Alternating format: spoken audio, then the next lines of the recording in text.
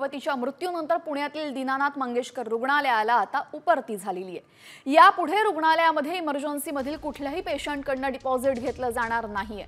रुग्णालयाच्या विश्वस्त बैठकीत हा ठराव झाला असून रुग्णालयाच्या मुजोरीमुळे गर्भवतीचा मृत्यू झाल्याचा आरोप सातत्याने होतोय आणि त्यानंतर आता विश्वस्त मंडळालाही उपरती झाली आहे।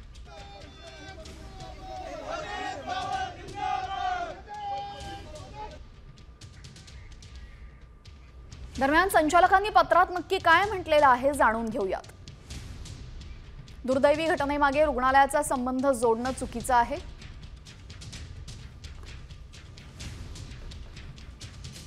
नातेवाईकांना असेल ती रक्कम भरा असं सांगितलं होतं। कुणालाही न कळवता नातेवाईक रुग्णालयामधून निघून गेले। रुग्णालयाच्या फलकाला काळं फासणं हे मनाला वेदना देणारं आहे। यापुढे कुठल्याही रुग्णाकडून अनामत रक्कम घेतली जाणार नाही।